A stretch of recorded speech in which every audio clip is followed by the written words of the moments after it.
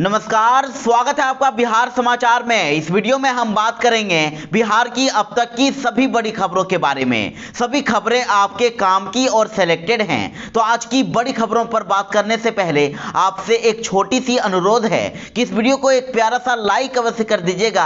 आपका एक लाइक करना ही हमारी मेहनत का फल होता है। तो चलिए शुरुआत करते हैं आज की पहली बड़ी खबर से।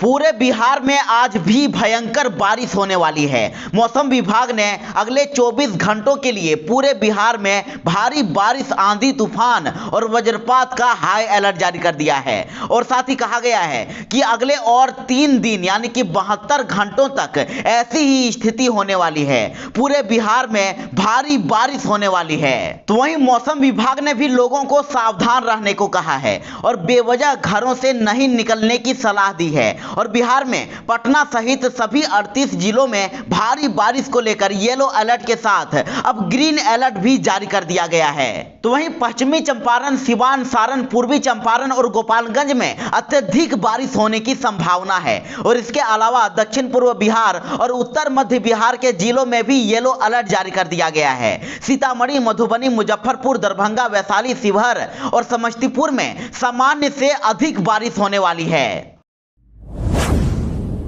बिहार में भयंकर बारिश तो हो ही रही है और साथ ही बिहार में बाढ़ ने भी कोहराम मचा रखा है। हर तरफ तबाही ही तबाही है और अभी तो हालात और भी खतरनाक होने वाले हैं। अगले और 3 दिनों तक भारी से भारी बारिश होने वाली है और इस भारी बारिश के कारण नदियों के जलस्तर में काफी वृद्धि हो रही है। कई नदियां लाल निशान को छूने के कगार पर है। तो वहीं गंडक और कोसी नदियां लाल निशान के ऊपर बह रही है। तो वहीं गंगा, घाघरा और उनकी सहायक नदियों का जलस्तर भी लगातार बढ़ता ही जा रहा है। और बिहार के कई जिलों में तो बाढ़ ने तबाही मचा रखी है। आप तस्वीरों में देख सकते हैं कि कैसे लोग जान बचाकर पलायन करने के लिए मजबूर हो गए हैं। लोग नाव में बैठकर अपने घरों को छोड़कर जा रहे हैं। तो वहीं मुजफ्फरपुर के साहेबगंज व पारू में बाढ़ के कारण लोगों की परेशानी बढ़ती ही जा रही है और प्रशासन की ओर से भी कोई राहत सामग्री उपलब्ध नहीं कराई गई है। दोनों प्रखंडों की 15 पंचायतों के 2 दर्जन से अधिक गांव में बाढ़ का पानी घुस गया है और इन गांवों में करीब 14,000 से अधिक आबादी है और जो बाढ़ की चपेट में आ गई है। प्रशासन की ओर से नाव की व्यवस्था नहीं किए जाने से लोगों की मुश्किलें और भी बढ़ गई है और लोग अब जान जोखिम में डालकर बाढ़ के पानी से निकल रहे हैं और लोगों के सामने खाने के लिए कुछ नहीं बचा है। सभी दुकानें डूब चुकी है और लोगों के सामने अब भोजन की सबसे बड़ी समस्या है। तो वहीं मवेशियों के लिए भी चारा नहीं मिल रहा है।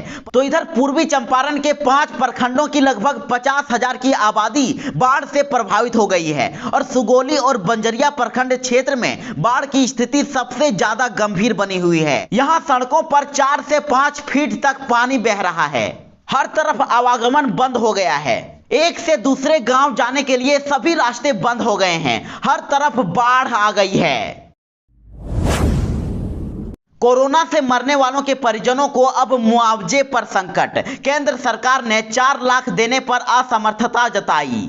जी हां, देश में कोरोना से हुई मौत के बाद मृतक के परिवार वालों को मुआवजा देने का मामला अब अटक सकता है क्योंकि मृतक के परिवार वालों को 4 लाख रुपए मुआवजा देने में केंद्र सरकार ने असमर्थता जताई है। और सुप्रीम कोर्ट में सरकार ने एक हल्फनामे के जरिए बताया है कि अगर राज्यों को हर मृत्यु के लिए 4 लाख रुपए के भुगतान का निर्देश दिया गया तो उनका पूरा खजाना ही खाली हो जाएगा। दरअसल राज्यों के पास स्टेट डिजास्टर रिस्पांस फंड यानी कि SDR से मुआवजे का भुगतान होता है और अगर ऐसे में सभी मृतकों के परिजनों को 4-4 लाख रुपए दिए गए तो यह फंड ही खत्म हो जाएगा।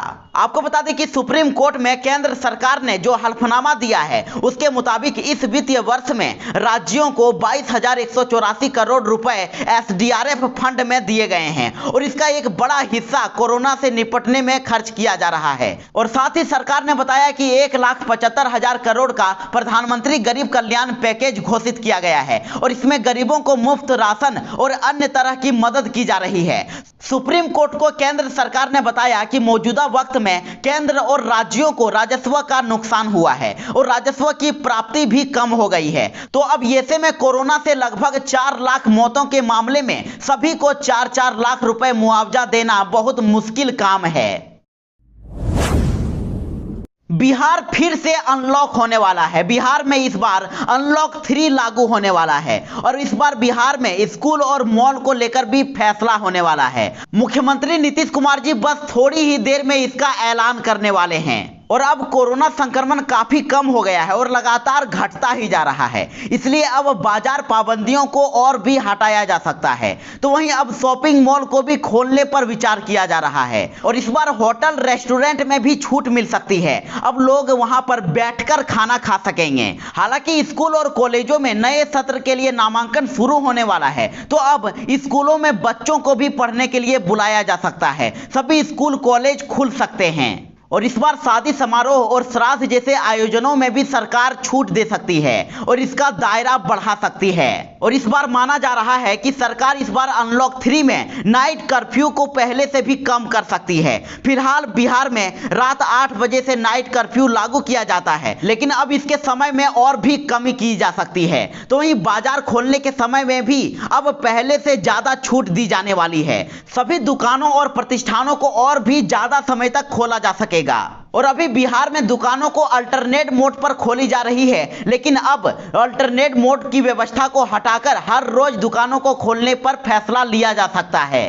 और इस बार माना जा रहा है कि इस बार अनलॉक 3 में सभी पाबंदियों को लगभग हटा दिया जाएगा, सभी चीजों को अनलॉक कर दिया जाएगा। तो मुख्यमंत्री नीतीश कुमार जी बस थोड़ी ही देर में इसका फैसला करने वाले हैं। अनलॉक 3 का ऐलान होने वाला है और जैसे ही अनलॉक 3.0 का ऐलान होता है, इसकी पूरी जानकारी आप तक पहुंचा दिया जाएगा। बिहार में भारी बारिश के साथ ही अब वज्रपात को लेकर भी हाई अलर्ट जारी कर दिया गया है। बिहार में 24 घंटों में भारी बारिश और ठनका गिरने की संभावना है और इसको लेकर खतरनाक अलर्ट जारी कर दिया गया है। बिहार के 38 जिलों में भारी बारिश होने वाली है और वज्रपात को लेकर लोगों को आगाह कर दिया गया है। पूरी सावधानी बरतने की सलाह दी गई है और मौसम विभाग ने चेतावनी जारी की है कि बारिश के दौरान कच्चे मकान में ज्यादा खतरा है और विभाग ने सलाह दी है कि कच्चे मकान में रह रहे लोगों को पक्के मकान में शरण लेना चाहिए। बिहार में पूरे 24 घंटों के लिए ब्लू अलर्ट जारी कर दिया गया है। 1 महीने के बाद आज खुलेगा पटना हाईकोर्ट, वीसी के जरिए होगी सुनवाई। जी हां, गर्मी की छुट्टी के करीब 1 महीने के बाद आज से पटना हाईकोर्ट में कामकाज शुरू हो रहा है। हालांकि ऑनलाइन माध्यम से ही सभी मामलों की सुनवाई होगी। पटना हाईकोर्ट के विभिन्न पीठ द्वारा सुबह 10:30 बजे से 4:15 बजे तक वीडियो कॉन्फ्रेंसिंग के जरिए सुनवाई होगी और कोर्ट सिर्फ उन्हीं मामलों की सुनवाई करेगी जिसे ई फाइलिंग द्वारा दायर किया गया है और रोजाना 50 आपराधिक एवं 30 सिविल मामलों की सुनवाई होगी। ई फाइलिंग के द्वारा सभी मामलों को दाखिल करने के लिए कोर्ट फीस अनिवार्य कर दिया गया है और इसे लेकर ऑनलाइन पोर्टल भी बनाया गया है। तो अब करीब 1 महीने के बाद आज से पटना हाईकोर्ट खुल गया है और ऑनलाइन के जरिए सभी मामलों की सुनवाई हो रही है।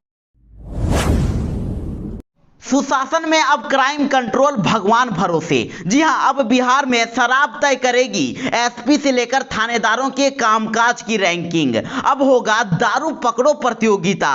जी हां, बिहार में अब कौन सा एसपी या फिर कौन सा थानेदार कितना बेहतर काम कर रहा है, ये अब शराब तय करेगी। शराब के हिसाब से ही एसपी और थानेदारों का परफॉर्मेंस का हिसाब किताब होगा और सरकार अब शराब की बरामदगी से लेकर शराबबंदी के लिए की गई कार्यवाही के हिसाब से जिलों और थानों की रैंकिंग करेगी और जो जितना ज्यादा शराब पकड़ेगा उसे उतना ज्यादा मार्क्स मिलेंगे। दरअसल बिहार सरकार की मद्य निषेध इकाई ने इसके लिए फॉर्मूला तय किया है और जिसमें शराब से जुड़े मामलों में कुल 100 मार्क्स दिए जाएंगे और जिसे जितना ज्यादा नंबर आया वह उतना सक्षम माना जाएगा। शराबबंदी के लिए जो जितना ज्यादा काम करेगा उसे उतने अंक दिए जाएंगे और उसी आधार पर एसपी से लेकर थानेदारों की कार्यकुशलता तय की जाएगी। आपको बता दें कि शराब पकड़ने पर कुल 25 अंक निर्धारित किए गए हैं, जिसमें एक जिले में शराब पकड़ने का 1 महीने का कोटा 15,000 लीटर रखा गया है और यदि किसी जिले में पुलिस 1 महीने में 15,000 लीटर शराब की बरामदगी करती है तो उसे उस जिले को पूरे 25 अंक मिलेंगे। जिलों की जनसंख्या के हिसाब से शराब की बरामदगी का लक्ष्य रखा गया है। यदि किसी छोटे जिले में 200 लीटर शराब की बरामदगी होती है तो उसे 1 अंक मिलेगा और वहीं बड़े जिले जिले में 500 लीटर शराब बरामद होने पर 1 अंक दिया जाएगा। राष्ट्रीय कार्यकारिणी की बैठक में चिराग ने दिखा दी अपनी ताकत। 5 जुलाई को हाजीपुर से शुरू करेंगे संघर्ष यात्रा। जी हां, लोजपा में पद और पावर को लेकर चिराग पासवान और उनके चाचा पशुपति कुमार पारस के बीच खींचातानी जारी है। और इसी बीच चिराग पासवान ने दिल्ली में राष्ट्रीय कार्यकारिणी की बैठक बुलाकर चाचा को अपना दम दिखा दिया है। और बैठक के बाद चिराग पासवान ने कहा है कि आज दिल्ली में हमारी पार्टी के राष्ट्रीय कार्यकारिणी की बैठक हुई और हमने निर्णय लिया है कि निष्कासित लोग अब पार्टी का सिंबल का इस्तेमाल ना करें। चिराग पासवान ने दावा किया है कि उनके चाचा पशुपति कुमार पारस की ओर से किए गए दावे पूरी तरह से गलत और निराधार हैं। चिराग पासवान ने दावा किया कि अभी बहुमत मेरे साथ है और वे ही अभी पार्टी के राष्ट्रीय अध्यक्ष और संसदीय बोर्ड के चेयरमैन हैं। और साथ ही पार्टी ने दावा किया है कि बैठक में बिहार समेत 12 राज्यों के स्टेट प्रेसिडेंट के साथ ही 90% राष्ट्रीय कार्यकारिणी के सदस्य शामिल हुए हैं और सभी ने चिराग को ही अपना समर्थन दिया है। और साथ ही बैठक में उपस्थित कार्यकारिणी के सदस्यों ने पार्टी से निलंबित पशुपति कुमार पारस समेत सभी 5 बागी सांसदों के लोजपा का नाम और सिंबल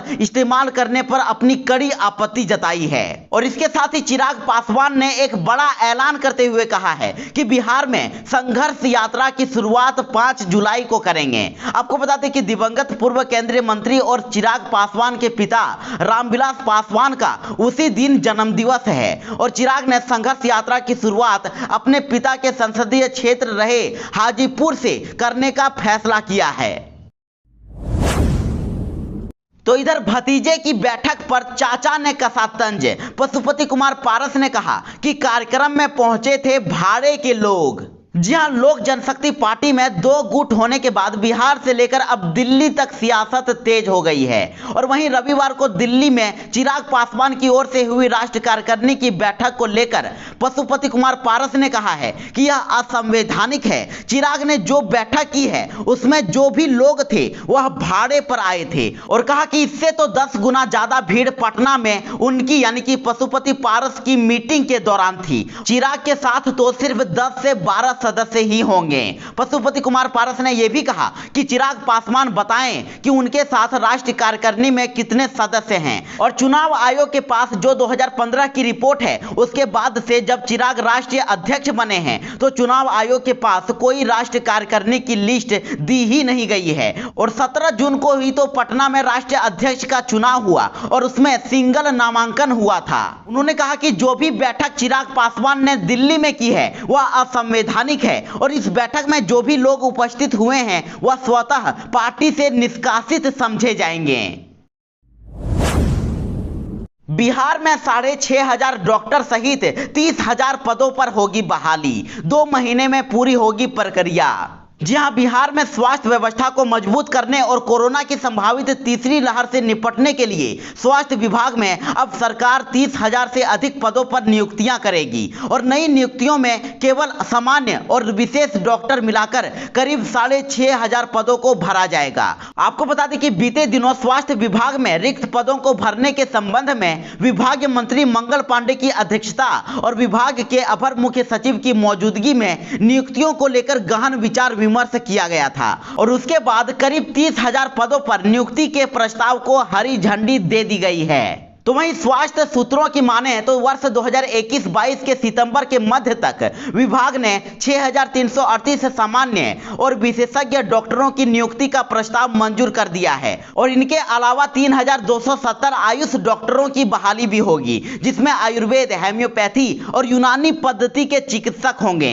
और विभाग से मिली जानकारी के अनुसार डॉक्टरों के साथ ही करीब 14,000 ANM और GNM की भी बहाली भी अगले 2 महीने में करने की विभाग की योजना है। और इसमें 4,671 GNM और 9,233 ANM है। इन पदों के साथ ही तकनीकी सेवा आयोग के माध्यम से 7,000 पदों पर भी नियुक्ति होगी, जिसके लिए विभाग के स्तर पर तकनीकी सेवा आयोग से आग्रह कर दिया गया है।